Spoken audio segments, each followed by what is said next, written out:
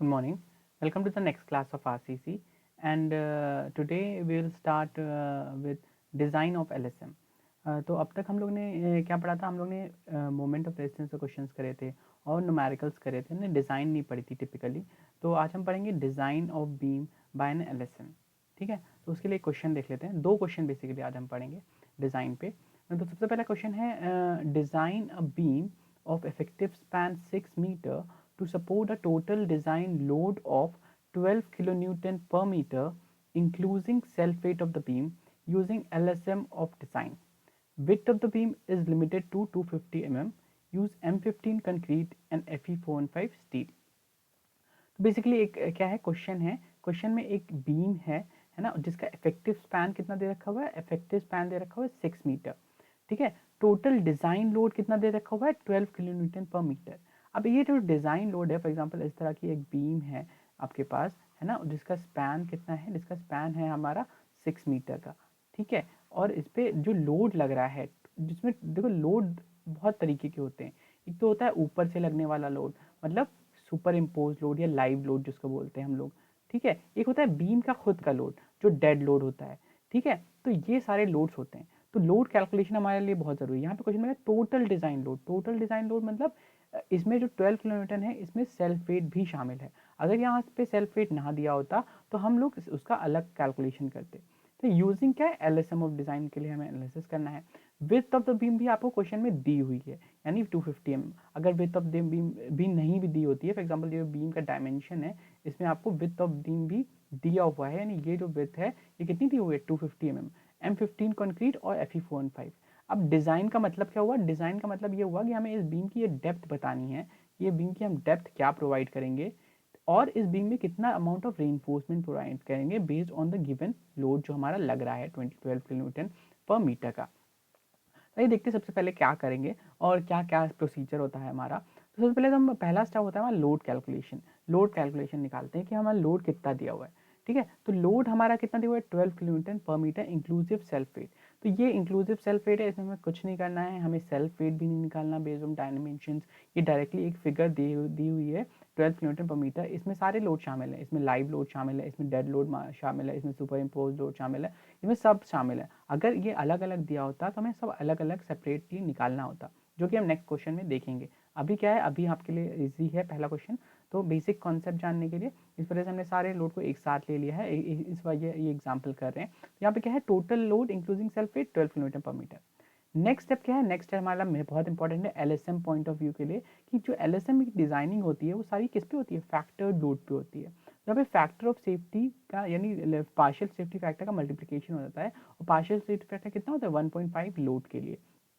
तो हम ये जो 12 किलोमीटर पर लोड 12 किलोमीटर पर मीटर का लोड है, इसको मल्टीप्लाई कर देंगे 1.5 से। तो 1.5 से जब 12 से मल्टीप्लाई करते हैं कितना आता है? 18 किलोमीटर पर मीटर। तो हम इस 18 किलोमीटर पर मीटर के लिए डिज़ाइन करेंगे, ना कि ये 12 किलोमीटर पर मीटर, बिकॉज ये सर्विस लोड है और हम LSM में डिज़ाइन कर रहे हैं। हमेशा याद रखिए, LSM में जो डिज़ाइन होती है वो हमेशा किस पे होती है? फैक्टर्ड लोड पे होती है, ना कि सर्विस लोड पे। तो सर्विस लोड अगर आपका 12 है तो उसको फैक्टर्ड कर देंगे और उस पर हम लोग डिज़ाइन करेंगे। ठीक है, तो हमारा लोड कितना लग रहा है? 18 किलोन्यूटन पर मीटर, मतलब हर मीटर पे 18 किलोन्यूटन का वेट लग रहा है। तो अब हमें बेंडिंग मोमेंट निकालना होगा। हमें पता है bending moment UDL bending moment कितना होता है? WL²/8 सिंपली सपोर्टेड स्पैन के लिए उस सिंपली सपोर्टेड स्पैन मान लेंगे WL²/8, यानी W 18 इंटू L कितना? 6 स्क्वायर डिवाइडेड बाई 8। तो यहाँ से हमारा WL²/8 से हमारा मैक्सिमम मोमेंट आ जाता है 81 किलो न्यूटन मीटर। और यहाँ पे ध्यान रखेंगे सब ये जो वेट था किलो न्यूटन में था, ये स्पैन जो है स्पैन मीटर में है 6। हमारा आंसर भी क्या आएगा? किलो न्यूटन मीटर में आएगा। हमें जब इसको इक्वेशन में यूज़ करना होता है तो हमें न्यूटन मीटर में कन्वर्ट करना पड़ता है, ताकि हमारे जो जो फॉर्मूला है वो उसी तरह से बना हुआ है, तो हमें न्यूटन मीटर में कन्वर्ट करना पड़ेगा, ताकि मैं जो बी और डी है वो भी न्यूटन मीटर में आए। वरना ऐसा नहीं है, आपको कन्वर्ट करने की ज़रूरत नहीं है। उसके बाद जो आंसर आएगा वो डी उसमें जो आएगा वो उसमें आएगा ना, और प्लस स्ट्रेसेस की वैल्यू भी न्यूटन एम स्क्वायर में। तो बेटर है कि हम इसको न्यूटन एम में कन्वर्ट कर लें, यानी 81 इंटू 10⁻6 से हमने मल्टीप्लाई कर दिया, जो हमारे फॉर्मुलेज में यूज़ होता है। ठीक है, अब सिंपल है, नॉर्मल हमने बताया कि डिज़ाइन जो होती है, डिज़ाइन हमेशा बैलेंस सेक्शन के लिए होती है, ताकि बैलेंस सेक्शन मतलब जो स्टील है वो और कंक्रीट जो है वो इक्वल अमाउंट ऑफ फेल हो, और हमारा जो सेक्शन है वो फुल्ली यूटिलाइज हो। तो डिज़ाइन कहाँ पे होती है? डिज़ाइन हमेशा बैलेंस सेक्शन के लिए होती है। यानी XU जो हम लेते हैं वो क्या लेते हैं हमेशा? डिज़ाइन में डिज़ाइन क्या होता है, एक्सयू लिमिट लिखते हैं, ठीक है। प्रिफर करते हैं, एक चीज़ बहुत कॉन्फ्लिक्ट होता है कि सर हम प्रिफर हमेशा लिखा होता है कि प्रिफर करते हैं अंडर इन्फो सेक्शंस, तो डिज़ाइन बैलेंस सेक्शंस पे क्यों करते हैं, इस तरह से प्रिफर करते हैं अंडर इन्फो सेक्शंस, लेकिन जितना हम अंडर रेनफोर्स करेंगे उतना हमारा सेक्शन अनइकोनॉमिकल होगा।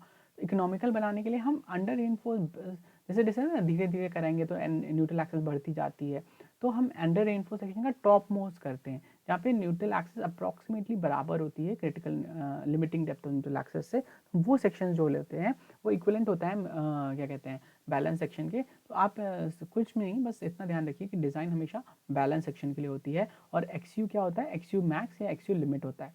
तो मोमेंट ऑफ रेजिस्टेंस आपको निकालना है, मोमेंट ऑफ रेजिस्टेंस का आपने फॉर्मूला, वो सॉरी एक और चीज़, मोमेंट ऑफ रेजिस्टेंस यहाँ पे क्यों लिया है, क्योंकि जो बेंडिंग मोमेंट हमारा निकल के आया है यहाँ पे, उसको हम इक्वेट किससे कर देंगे, क्योंकि मोमेंट ऑफ रेजिस्टेंस से इक्वेट कर देंगे, क्योंकि हमारा जो बेंडिंग मोमेंट है, यानी हमको जो लोड बियर करवाना है वो किसके, वो हम इक्वेट कर देंगे उसके मोमेंट ऑफ, यानी उसकी बीम की कैपेसिटी के इक्वेट कर देंगे। और हमारा मोमेंट ऑफ रेजिस्टेंस का हमें फॉर्मूला पता है, क्या होता है, 0.6 FCK B इंटू एक्सयू मैक्स या एक्सयू लिमिट भी बोलते हैं, D माइनस 0.42 एक्सयू मैक्स या एक्सयू लिमिट भी बोलते हैं।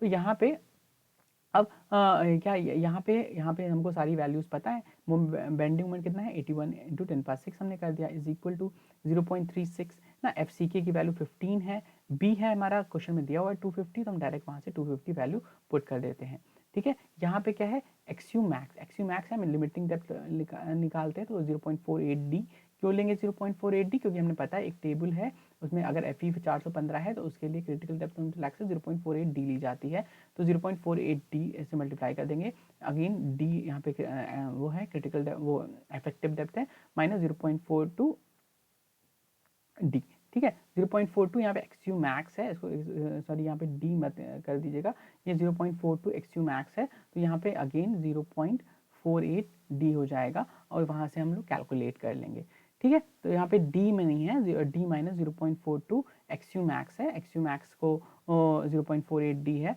तो उसको 0.48D से आप यहाँ से हम क्या निकाल लेंगे, यहाँ से हम D निकाल लेंगे, D ये एक क्वाड्रेटिक इक्वेशन बनेगी आपके in the form of D, तो वहाँ से आप D निकाल सकते हैं। हम इसको जब सॉल्व करेंगे तो हमारी D की वैल्यू कितनी आएगी, D की वैल्यू आएगी 395.68 mm, ठीक है। तो जब इसको एक सिंपल कैलकुलेटर से हमने बताया भी था किस तरह से हम क्वाड्रेटिक इक्वेशन सॉल्व करते हैं, जब हम इसको सॉल्व करेंगे तो हमारी D की वैल्यू आएगी 395.68 mm, इसको अप्रॉक्सीमेटली इक्वल कर देते हैं 400 के, तो ये हमारा D जो होता है, जो नॉर्मल 395 तो हम साइड पे नहीं प्रोवाइड कर सकते ना, तो थोड़ा बढ़ा के नॉर्मल राउंड फिगर कर लेते हैं, तो उसको 400 mm कर लिया। यहाँ पे हम इफेक्टिव ये हमारी जो स्मॉल डी होता है इफेक्टिव डेप्थ होता है, इसमें कवर भी ऐड करना है, तो एज कुछ भी कवर आप ऐड कर सकते हो, और based on the dia of the steel जो आपको लेना है, हमने कवर एज्यूम करा है 40 mm, तो टोटल डेप्थ हमारी हो गई 440 mm, ठीक है। अब हमारा नेक्स्ट स्टेप होता है कि हमने डेप्थ तो निकाल ली, यानी हमें डेप्थ निकाल ली, एक बीम की हमने डायमेंशन में हमको D पता था, हमको B पता था कि यहाँ पे B है 250 mm, हमने डेप्थ निकाल ली कि टोटल डेप्थ हमारी हो गई 440 mm, ठीक है। अब हमारा नेक्स्ट स्टेप है कि हमें एरिया ऑफ स्टील निकालना है। एरिया ऑफ स्टील के लिए क्या है, एरिया ऑफ स्टील के लिए पता है कि मोमेंट ऑफ रेजिस्टेंस का फॉर्मूला होता है टेंशन साइड से, moment of resistance 0.87 FI AST D minus 0.42 x u max, ठीक है। तो यहाँ पे सिंपल है, 81 इंटू 10⁻6 कर दी, is equal to 0.87 FI AST D minus 0.42 x u max, ठीक है। तो यहाँ पे सही है, यहाँ पे नॉर्मल, यहाँ पे एक सिंपल सी एक इक्वेशन है, यहाँ पे AST अननोन है, आपको सिर्फ वैल्यू रखनी है और AST आपका आ जाएगा, बहुत से, ये क्वाड्रेटिक इक्वेशन भी नहीं है, सिंपल नॉर्मल इक्वेशन बनेगी, इसमें सारी वैल्यूज़ वही हैं, डी हमने यहाँ पे जो वहाँ पे कैलकुलेट डी, यहाँ पे क्या रखना है, जो वहाँ पे कैलकुलेट होके आया था वो यहाँ पे डी रखना है, तो यहाँ पे वहाँ पे हमने कैलकुलेटेड कितना किया था, स्मॉल डी 400 निकल के आया था, यहाँ पे डी हमने 400 कर दिया और उससे हमने कैलकुलेट कर दिया, तो यहाँ पे डी हमारा कितना आ गया, यहाँ पे AST हमारा कितना आ गया 702.485 mm²। अब ये जो AST आया है ये एरिया ऑफ स्टील है ना, तो इसके लिए हमको जैसे ना हमको ना कुछ हमें नॉर्मल साइड पे ना नॉर्मल कॉन्ट्रैक्टर या क्या पूछेंगे, नंबर ऑफ बार्स पूछेंगे, तो ये जो एरिया ऑफ स्टील है एज ए डिज़ाइनर हमें ये सेटिस्फाई करना होता है। अब इस एरिया ऑफ स्टील को हम किसी भी डाई ऑफ बार से सेटिस्फाई कर सकते हैं, फॉर एग्जांपल 12 नंबर ऑफ बार से या 16 से या 20 से, ये आप पे डिपेंड करता है कौन से बार से आप सेटिस्फाई करना चाहते हो इसको। तो नॉर्मल अगर हम 16 mm डाई बार लेते हैं तो हमें नंबर ऑफ बार्स निकालनी है, तो उसके लिए हमें एरिया ऑफ 116 mm बार निकालना होगा। तो एरिया ऑफ 116 mm बार कैसे निकालेंगे, π/4 इंटू 16 स्क्वायर, यहाँ से हम वो निकाल लेंगे एरिया ऑफ वन डाया बार। तो एरिया ऑफ वन डाया बार कितना आता है 201.06 mm square. Number of bars निकालने के लिए टोटल रेनफोर्समेंट कितना है 702.485 डिवाइडेड बाय एक बार 201.06 आता है हमारा 3.49 बार्स। अब 3.49 की नेक्स्ट राउंड फिगर कौन सी है, मतलब उससे ज़्यादा ही रेनफोर्समेंट प्रोवाइड करेंगे तो हम 3.49 बार्स तो एक्चुअल में प्रोवाइड नहीं कर सकते, एक नंबर 3 प्रोवाइड करोगे या 4 प्रोवाइड करोगे, तो नॉर्मल हम 4 मतलब 3 कम नहीं कर सकते, हमेशा ज़्यादा ही प्रोवाइड करेंगे सेफ्टी पॉइंट ऑफ व्यू से, तो हम 4 बार्स प्रोवाइड कर देंगे। तो AST प्रोवाइडर हमारा कितना आ गया, AST प्रोवाइडर मतलब हम प्रोवाइड असल में कितना कर रहे हैं, हमारा काम 702 में हो जाता है, लेकिन हम 4 नंबर 3.49 बार्स तो नहीं प्रोवाइड कर सकते, हम 4 बार्स प्रोवाइड करेंगे तो AST प्रोवाइडर भी हम निकाल लेते हैं, यानी 4 इंटू π/4 इंटू 16 स्क्वायर, यानी हम AST प्रोवाइडर कितना है 804.24 mm स्क्वायर हम AST प्रोवाइड कर रहे हैं, यानी हम स्टील प्रोवाइड कर रहे हैं। तो हमारे पास यहाँ पे क्या आ गया, हमारे पास दोनों आ गए कि हमने डेप्थ भी निकाल ली डी, और हमने AST भी निकाल लिया, यानी एरिया ऑफ स्टील, यानी AST हमारा कितना हमने प्रोवाइड कर रहे हैं 804.24 mm स्क्वायर, और हमने डी निकाल ली, डी हमारी कितनी आई थी, डी हमारी आई थी 440 mm, यानी टोटल डी आई थी हमारी 400 mm हमारी आई थी इफेक्टिव डेप्थ, और टोटल डी हम निकाल लेंगे कितना आएगा 440 mm। ठीक है, अब यहाँ पे एक और लास्ट स्टेप बच जाता है, कायदे से तो यहाँ क्वेश्चन हो जाना चाहिए, लेकिन एक और लास्ट स्टेप है जो हम यहाँ पे वो करते हैं, वो होता है मैक्सिमम रेनफोर्समेंट और मिनिमम रेनफोर्समेंट को चेक करना। यानी जो इतना भी हमने एक बीम डिज़ाइन करते हैं, तो वो जो बीम हम डिज़ाइन करते हैं वो IS कोड के हिसाब से डिज़ाइन करते हैं, और IS कोड में हमको कहता है कि एक बीम है उसकी जो डायमेंशन है ना, उसमें कितना मैक्सिमम और कितना मिनिमम रेनफोर्समेंट होना चाहिए, ये हमको कोड में दिखा होता है। ये कहाँ पे लिखा हुआ है, ये पेज नंबर 47 पे लिखा हुआ है, वहाँ आप जब आप जाके देख सकते हो। सबसे पहले तो मिनिमम रेनफोर्समेंट की बात करते हैं, check for the minimum reinforcement कितना होता है। ये सिंपल चेक है देखने के लिए कि हमारा रेनफोर्समेंट इससे कम तो नहीं है, जो हमने प्रोवाइड किया है 804 वो मिनिमम रेनफोर्समेंट से कम तो नहीं है। तो for example minimum reinforcement check करते हैं, कैसे करते हैं, ये एक फॉर्मूला है, ये फॉर्मूला कहाँ पे दिया हुआ है, ये IS कोड में फॉर्मूला पेज नंबर 47 पे दिया हुआ है। IS कोड आप ले जा सकते हो अपने साथ एग्जाम में, तो वहाँ से आप देख सकते हो। तो AST upon BD is equal to 0.85 upon FI। यहाँ पे AST मिनिमम है जो कि हमें निकालना है, B है width of the section, D है depth of the section, 0.85 upon FI है जो ग्रेड ऑफ स्टील है। तो सिंपल AST मिनिमम को हम इस फॉर्मूले में रखेंगे और AST मिनिमम निकाल लेंगे। ठीक है, तो 0.85 इंटू 250 इंटू 400 अपॉन 415, यहाँ पे डी इफेक्टिव डेप्थ है। ठीक है, सारी चीज़ें हैं। तो यहाँ जब हम AST मिनिमम निकालते हैं तो कितना आता है 204.8 mm स्क्वायर। हमने प्रोवाइड कितना किया, हमने प्रोवाइड किया 804 मिनिमम 804.28 mm स्क्वायर, तो हमारा सही है, यानी AST मिनिमम से कम हमने नहीं प्रोवाइड किया है। इस AST मिनिमम का मतलब क्या होता है, इस AST मिनिमम का ये मतलब है जो हम प्रोवाइड कर रहे हैं वो सरिया वो इतने अमाउंट से कम नहीं होनी चाहिए। फॉर एग्जाम्पल अगर हमारा आंसर आता, जो हम AST रेनफोर्समेंट प्रोवाइड कर रहे हैं वो हमारा आंसर आता सपोज 150 mm स्क्वायर, यानी हमने जो यहाँ पे रेनफोर्समेंट निकाला है वो 804 की जगह पे, यहाँ पे 702 निकाला था, हम प्रोवाइड कर रहे हैं 804 की जगह पे आता है 150।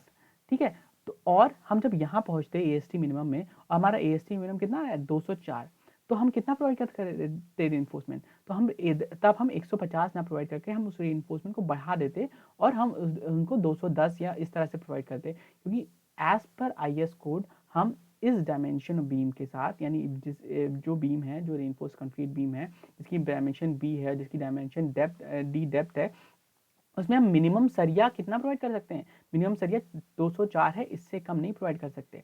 ठीक है, तो हम 150 तो बिल्कुल नहीं कर सकते, हमें इससे ज़्यादा ही प्रोवाइड करना है। तो हमारा 804 आया था आंसर, तो 804 204 से ज़्यादा है तो हमारा ओके है, यानी हमारी जो चेक फॉर मिनिमम रेनफोर्समेंट है वो सही है। ठीक है, इसी तरह हम चेक फॉर मैक्सिमम रेनफोर्समेंट भी करते हैं कि हम किसी बीम में बहुत ज़्यादा सरिया भी नहीं डाल सकते, ना कि हम बहुत कम सरिया डाल सकते हैं और ना ही बहुत ज़्यादा सरिया डाल सकते हैं। तो बहुत ज़्यादा सरिया के लिए वो क्या लिमिट होती है, ये अगेन पेज नंबर 47 पे दिया हुआ है, वहाँ से हम चेक कर सकते हैं। The maximum area of tension reinforcement shall not exceed 0.04 B into D, यहाँ पे B होता है विड्थ ऑफ द बीम और D यहाँ पे कैपिटल D लिखा हुआ है, तो याद रखिएगा यहाँ पे कैपिटल D क्या होता है टोटल डेप्थ। यहाँ पे कितना दिया हुआ था, यहाँ पे स्मॉल d दिया हुआ था, यानी इफेक्टिव डेप्थ में बात हो रही थी। तो यहाँ पे जो मैक्सिमम रेनफोर्समेंट निकालते हैं वो total area of cross section पे निकालता है, यानी B इंटू कैपिटल D। तो यहाँ पे AST प्रोवाइडेड हम निकाल लेंगे 4% ऑफ BD, यानी जैसे नॉर्मल कभी कभी ऑब्जेक्टिव क्वेश्चंस में ये सब चीज़ें बहुत पूछी जाती हैं, तो उसके लिए भी याद कर लेंगे कि 4% ऑफ BD यानी 4 इंटू 250 इंटू 440 डिवाइडेड बाई 100, या सिंपल है 0.04 से मल्टीप्लाई कर दीजिए। तो 4 इंटू 250 इंटू 250 हमारी विड्थ ऑफ द बीम है जो क्वेश्चन में दिया हुआ था। टोटल डेप्थ हमने 440 निकाली थी तो हमने 440 रख दी, डिवाइडेड बाई 100 कर देंगे या 0.04 से मल्टीप्लाई कर दी, एक ही बात है। यहाँ से हम AST निकालते हैं तो हमारा कितना आता है 4400 mm², which is greater than 804, तो हमारा सही है। यानी 4400 mm² जो रेनफोर्समेंट है ये मैक्सिमम रेनफोर्समेंट है, इससे ज़्यादा रेनफोर्समेंट हम नहीं निकाल सकते। हमारा कितना है 804.28 है, तो हमारा मतलब हमारी डिज़ाइन जो है वो एक है, ओके है। फॉर एग्जांपल अगर हमारा रेनफोर्समेंट 4500 आता या 4700 आता या फिर 5000 mm² आता जो हमने कैलकुलेट किया, तो हमें क्या करना होता, तो हमें फिर से बीम को रीडिज़ाइन करना पड़ता और हमें जो डेप्थ ऑफ द बीम है वो बढ़ानी पड़ती अगर हमारा जो बीम है यहाँ पे फेल करती है।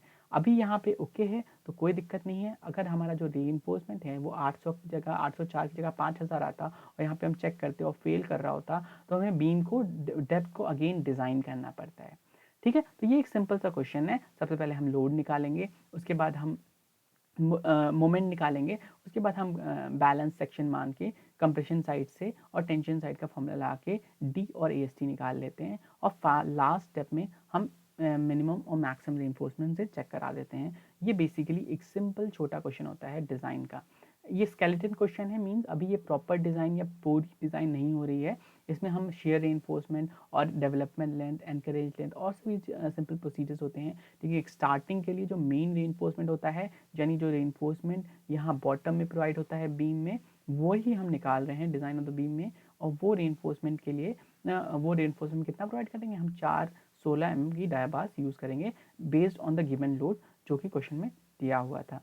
आई होप आप लोगों को समझ में आ गया हो। जो इसकी प्लेसिंग है, प्रोवाइडिंग है, ये ऐसे कैसे कैसे प्रोवाइड करेंगे, वो सिंपल है कि 250 ऑफ द बीम है, 250 बीम 250 बीम है हमारी सेक्शन की, है ना। उसमें आप सिंपल है उस यहाँ पे 4 सरिया इस तरह से प्रोवाइड कर दिए। कवर ले लीजिएगा, तो कवर हमारा 40 mm है, बोथ साइड से कवर ले लीजिएगा। तो उसमें आप नॉर्मल आप स्पेसिंग निकाल सकते हो, उसकी ज़रूरत नहीं है उसको, वो हम नहीं जा रहे उसमें इसकी डिटेल में। अब हम बात करते हैं एक नेक्स्ट क्वेश्चन की। नेक्स्ट क्वेश्चन है हमारा use LSM to design RC rectangular beam having a effective span simply supported of 6 meter. The beam is required to support a live service load and superimposed load of 14 kilonewton per meter and 9.5 kilonewton per meter respectively. The materials to be used are M20 concrete and HYSD bars of grade F4 and 5. Unit weight of concrete is 25 km/m3. Adopt D by B ratio as 2. तो ये थोड़ा सा different question है, थोड़ा सा different question. यहाँ पे भी ऐसा है, एक बीम है ना, एक बीम है इस तरह की। इस बीम में क्या दिया हुआ है, इस बीम की स्पैन दिया हुआ है। स्पैन कितना दिया हुआ है हमारा 6 मीटर का। ठीक है, इस बीम में सबसे पहले तो विड्थ ऑफ द बीम नहीं दी हुई, जो हमारा पहले दिया हुआ था एक स्मॉल बता दिया है, D by B रेशियो 2 है, यानी डेप्थ ऑफ द बीम और विड्थ ऑफ द बीम का रेशियो 2 है।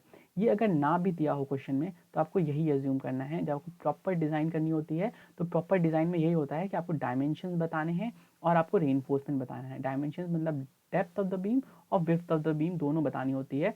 और अगर ये क्वेश्चन में नहीं दिया हुआ है तो हमको मानना होता है कि D by B का रेशियो हम 2 ही लेते हैं, यानी डेप्थ D by B 2 लिया जाता है हमेशा। ठीक है, यहाँ पे क्या है, एक और चीज़ है, लोड भी अलग अलग तरीके से दिया हुआ है, यानी live service load and super impose load, दो अलग अलग लोड करके दिया हुआ है।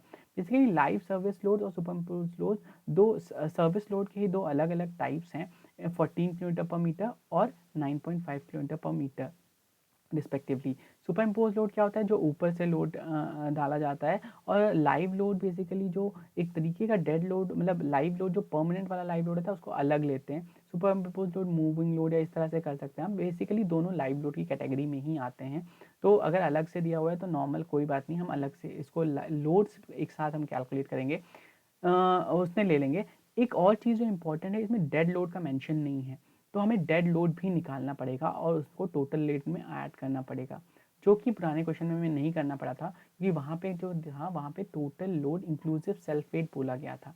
यहाँ पे क्या होता है, बी एक आरसीसी स्ट्रक्चर का सेल्फ वेट भी बहुत ज़्यादा होता है और उसे हम निगलेक्ट नहीं कर सकते, तो उस बीम का हमें सेल्फ वेट भी निकालना पड़ेगा, नहीं उसके बाद एनालिसिस करनी होती है, नहीं उसके बाद हमें मैक्सिमम बेंडिंग मोमेंट निकालना पड़ता है। बेंडिंग मोमेंट में सेल्फ लोड को भी हम इनकाउंटर करते हैं हमेशा, ऐसा नहीं है कि हम सेल्फ लोड को निगलेक्ट नहीं कर सकते। सेल्फ लोड को निगलेक्ट तभी करेंगे जब क्वेश्चन में दिया हो निगलेक्ट सेल्फ वेट, या फिर तो क्वेश्चन में जो लोडिंग दी हो वो किसके पॉइंट पे दी हो, उसमें इंक्लूसिव सेल्फ वेट का मेंशन हो। तो सेल्फ वेट हमें नहीं, सबसे पहले तो क्वेश्चन करते हैं।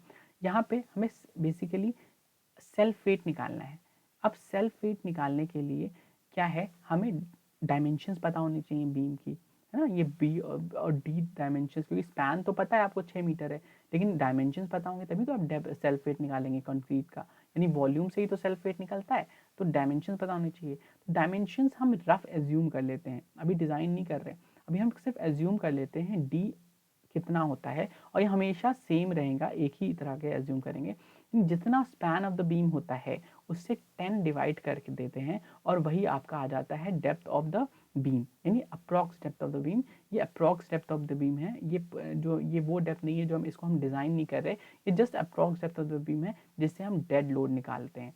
ठीक है, तो हमारा स्पैन ऑफ द बीम था कितना, 6 मीटर यानी 6000 mm, तो 6000 डिवाइडेड बाई 10 यानी 600 mm। इस 600 mm जो है वो हम डिज़ाइन डेप्थ मान लेंगे, और बी डी हो जाएगा हमारा 600 mm, तो डी बाई बी का रेशियो 2 है, तो बी हमारा कितना हो जाएगा 300 mm। ठीक है, तो ये हमारा डी और बी यहाँ पे हमें यहाँ पे अप्रॉक्स है, सिर्फ वो निकालने के लिए, डेड लोड निकालने के लिए। एक्चुअल में हम जब फॉर्मूला लगाएंगे तो उससे हम डेप्थ, जो नॉर्मल डिज़ाइन डेप्थ है वो भी निकालेंगे। तो लाइव लोड हमें निकालना है। लाइव लोड क्वेश्चन में कितना दिया हुआ है, लाइव लोड दिया हुआ है हमारा 14 किलो न्यूटन पर मीटर। सुपर इम्पोज लोड कितना दिया हुआ है, सुपर इम्पोज दिया हुआ है हमारा 9.5 किलो न्यूटन पर मीटर।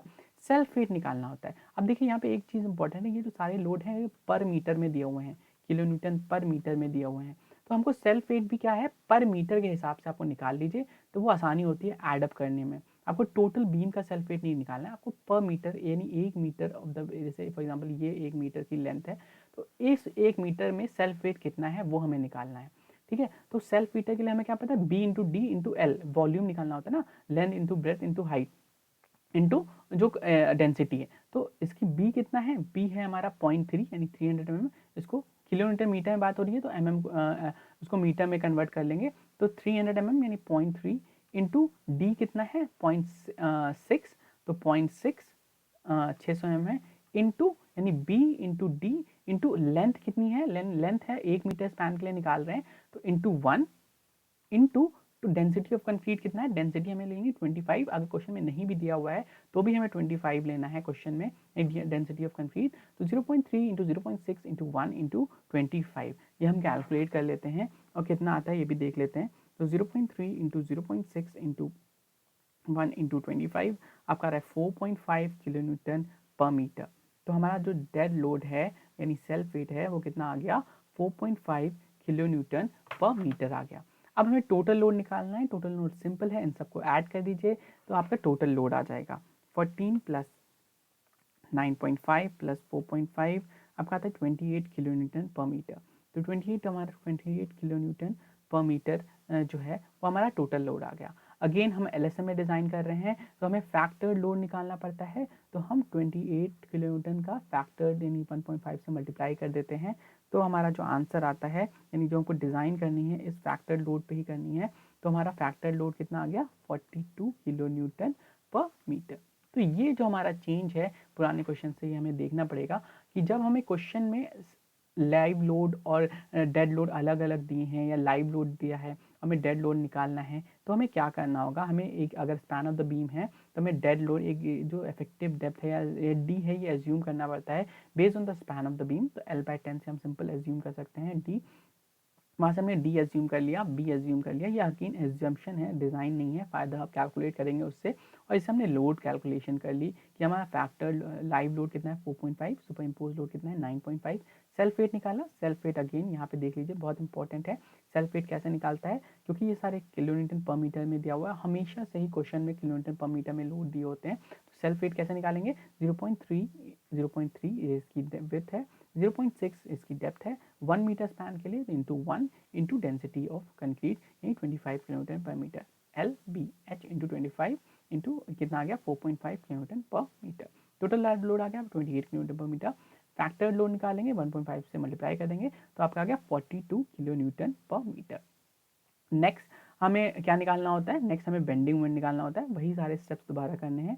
तो बेंडिंग मोमेंट क्या होगा, बेंडिंग मोमेंट WL²/8 है, तो WL²/8 सिंपल निकाल सकते हैं 42 इंटू एल आपका वही है 6 इंटू 8। तो यहाँ से जब हम बेंडिंग मोमेंट निकालते हैं तो ये कैलकुलेटर से आप नॉर्मल निकाल सकते हो, 8 ये आपका आता है 189 किलो न्यूटन मीटर। तो बेंडिंग मोमेंट आपका आ रहा है हमारा 189 किलो न्यूटन मीटर। ठीक है, अब हमें क्या निकालना है, अब हमें डेप्थ निकालना है। डेप्थ जैसे हमने लास्ट क्वेश्चन में किया था वैसे ही निकालना है। नॉर्मल बेंडिंग मोमेंट को इक्वेट करना है मोमेंट ऑफ रेजिस्टेंस के, तो मोमेंट ऑफ रेजिस्टेंस यानी बेंडिंग मोमेंट इक्वेट कर देंगे 189 into is equal to 0.36 FC K B into actual limit D minus 0.42 actual limit. Last question में अभी क्वेश्चन में एक डिफरेंस यहाँ पे ये आ जाता है कि यहाँ पे अभी हमें डी यहाँ पे निकालना है। अगेन यहाँ पे जो हम डी है वो 300 या 600 नहीं लेंगे जो डी और बी लिया था, वो हमने खाली डेड लोड के लिए लिया था। ठीक है, तो यहाँ पे हमें क्या है कैलकुलेटिंग डेप्थ अभी निकालनी है, वो खाली एजम्पशन था हमारा ताकि हमें लोड पता चल जाए। तो यहाँ पे डेप्थ कैसे निकालेंगे, जैसे कि लास्ट क्वेश्चन में क्या था, बेंडिंग मोमेंट इक्वेट करिए 189 इंटू 10⁻6 भी करेंगे क्योंकि किलोमीटर मीटर में है, इनको कन्वर्ट करने के लिए इज इक्वल टू 0.36 FC के, तो वही रहेगा जो क्वेश्चन में दिया हुआ है। बी आपका है, बी जो रेशियो है वो लेंगे, तो बी की जगह हम क्या लिख देंगे D/2 into actual limit, actual limit क्या हो जाएगा 0.48 D minus 0.42 into actual limit. ठीक है, तो ये ध्यान रखते हैं। अगर क्वेश्चन में आपका जो ग्रेड ऑफ कंक्रीट है वो M20 ग्रेड ऑफ कंक्रीट है, तो अगर हमको इसको लिखना हो तो कैसे लिखेंगे, या कैलकुलेशन के लिए 189 into 10⁻6 is equal to 0.36 into 20 क्योंकि FC के 20 दिया हुआ है क्वेश्चन में, इंटू बी की जगह पे क्या लिख लेंगे हम D/2 into actual limit into 0.48 into D आप ब्रैकेट में D minus 0.42 into 0.48 into D. Again ये जो एक सिंपल है ये एक आपकी क्यूबिक इक्वेशन बन जाएगी एक सिंपल डी के टर्म्स में, यहाँ से आपको डी कैलकुलेट कर लेना है। ठीक है, तो ये जब हम डी कैलकुलेट करते हैं तो हमारा जो आंसर आता है वो आता है हमारा 515 mm, यानी 515 आप घर पे भी कैलकुलेट कर सकते हो सिंपल कैलकुलेटर से, 515.50 mm हमारा आंसर आ रहा है। अगेन ये 505.50 है, ये रफ है, इसको आप कोई एक न्यूमेरिकल वैल्यू क्लोज टू ले सकते हैं, तो हमने मान लिया 520 mm हम ले लेते हैं इसको अप्रॉक्स। इसमें कोई नहीं है, RCC बहुत फ्लेक्सिबल है, अगर 515 है तो आपको नॉर्मल 515.50 mm नहीं प्रोवाइड कर सकते ना, आप कंस्ट्रक्शन से कैसे कंस्ट्रक्टर लेबर से नहीं बोल सकते, आप इसको थोड़ा बढ़ा दीजिए 520 mm है तो 520 mm ले सकते हैं। अब इसमें इफेक्टिव कवर भी ऐड कर देते हैं, तो let us take a effective cover of 40 mm। ठीक है, तो टोटल डेप्थ कितनी हो जाएगी, टोटल डेप्थ हो जाएगी हमारी कैपिटल डी 520 प्लस 40 यानी कितना हो गया 560 mm हमारी हो गई क्या टोटल डेप्थ। ठीक है, तो हमारा टोटल डेप्थ हो गई 540 mm। अब विड्थ ऑफ द बीम क्या होता है, विड्थ ऑफ द बीम जो होता है वो भी आप ले सकते हैं, जैसे विड्थ ऑफ द बीम हमने कहा ना D/2 होता है, तो डी आपने डी हमारा 520 है, तो 520 डिवाइडेड बाय 2 कितना हो गया नॉर्मल 260, तो यहाँ पे हम बी कितना लिए 260 mm हम प्रोवाइड कर सकते हैं। तो एक बीम की डायमेंशन तो आ गई कि हमने बी ले लिया 260 mm, डी ले लिया हमारे 420 और कैपिटल डी हमारा 560 mm। तो ये तो आ गया आपका नॉर्मल बी और डी। नेक्स्ट स्टेप होता है हमारा रेनफोर्समेंट निकालने का। तो रेनफोर्समेंट भी हम कैसे निकालेंगे, सेम वही फॉर्मूला तो हमने लास्ट में लिया था, टेंशन साइड वाला फॉर्मूला ले लेते हैं कि bending moment is equal to 0.87 FY/AST है ना, डी माइनस 0.42 XU लिमिट। ठीक है, अब यहाँ पे डी क्या है, डी जो आपने कैलकुलेट किया है वो रखेंगे और कुछ नहीं। तो यहाँ पे एक सिंपल एक क्वाड्रेटिक इक्वेशन है, यहाँ पे जो बेंडिंग मोमेंट है वो आपका है 189। तो 189 again 189 into 10⁻6 is equal to 0.87 into 415 into AST आपको कैलकुलेट करना है, वो आप कैलकुलेट कर लीजिएगा। डी आपको यहाँ पे 520 ले लीजिए माइनस 0.42 इंटू 0.48 इंटू जो डी है 520 वो ले लीजिए। और यहाँ पे एक AST के फॉर्म में वो आ जाएगा इक्वेशन, यहाँ से हम AST कैलकुलेट कर सकते हैं। और यहाँ से जो हमारा AST कैलकुलेटेड आता है वो 1260 mm² आता है। तो वहाँ से आप कैलकुलेट कर लीजिएगा AST और आ जाएगा। नेक्स्ट आपने AST भी निकाल लिया, तो नेक्स्ट हमारा लास्ट स्टेप क्या होता है, हमें चेक फॉर मिनिमम और check for maximum reinforcement check करना होता है। तो चेक फॉर मिनिमम और check for maximum reinforcement same आपको जो फॉर्मूला है वो IS कोड में दिया हुआ है, वहाँ से हम देख सकते हैं। हमने लास्ट में बताया भी था कैसे निकालेंगे, इस फॉर्मूले में रखेंगे AST upon BD is 0.85 upon F5। तो सिंपल है, AST मिनिमम हमारा क्या हो जाएगा, AST मिनिमम हो जाएगा 0.85 इंटू बी हमारा है कितना लिया था हमने 260। तो यहाँ से हम बी हम ले लेंगे 260 इंटू डी 520 डिवाइडेड बाय 415। तो यहाँ से हम नॉर्मल निकाल लेते हैं, मिनिमम रीइंफोर्समेंट यहाँ से निकाल लेंगे। इसी तरह हम मैक्सिमम रीइंफोर्समेंट निकाल लेंगे और मैक्सिमम रीइंफोर्समेंट से चेक करा लेंगे कि हमारा रेंज में है या नहीं। तो मिनिमम रीइंफोर्समेंट अप्रॉक्स 276 आता है, वो कि हमारा कम है 1260 ज़्यादा है तो ओके है। इसी तरह हम मैक्सिमम रीइंफोर्समेंट भी चेक कर लेते हैं और मैक्सिमम रीइंफोर्समेंट भी हमारा लिमिट्स में आएगा। ठीक है, तो ये एक फुल्ली एंड फाइनल क्वेश्चन है जो कि हमें करना होगा डिज़ाइन में। मतलब अभी तक स्केलेटन क्वेश्चन, इसमें हम शेयर इन्फोर्समेंट अभी नहीं डिज़ाइन कर रहे हैं, जो स्टेटअप्स वाला होता है वो बाद में देखेंगे। ठीक है, तो ये 2 क्वेश्चन हैं डिज़ाइन के। एक क्वेश्चन है और भी है जो आपको होमवर्क में दिया जा रहा है as a part of DHA, तो उसे आपको करना है। Design a rectangular beam section for an ultimate moment of 165 kN use M20 concrete and Fe415 steel. Assume the width of the beam to be approximately half of the effective depth. Use LSM. Use LSM से हमें use LSM इसमें जोड़ लीजिए। LSM से हमें क्या करना है, एक बीम डिज़ाइन करनी है। अब यहाँ पे एक चीज़ और देखना है कि अल्टीमेट मोमेंट दिया हुआ है क्वेश्चन में। अगर अल्टीमेट मोमेंट दिया हुआ है तो मतलब ये होता है फैक्टर्ड मोमेंट। यहाँ पे डायरेक्टली आपको फैक्टर्ड मोमेंट दे दिया है क्वेश्चन में, तो आपको फैक्टर्ड करने की ज़रूरत नहीं है। फैक्टर्ड मोमेंट दे दिया है, नहीं उसमें और कुछ नहीं, बेंडिंग में आपको फैक्टर नहीं, लोड को आपको देखनी नहीं है, फैक्टर मोमेंट दे दिया है। बहुत ही सिंपल सा एक छोटा सा 2 फॉर्मूला लगा के हमें AST और B और D कैलकुलेट कर देना है, बस। बहुत ही सिंपल सा क्वेश्चन है। इसके लिए हम गूगल एक फॉर्म दे देंगे, उसमें आपको ये एडिशनल असाइनमेंट अपलोड करना होगा। ठीक है, आज के लिए इतना ही।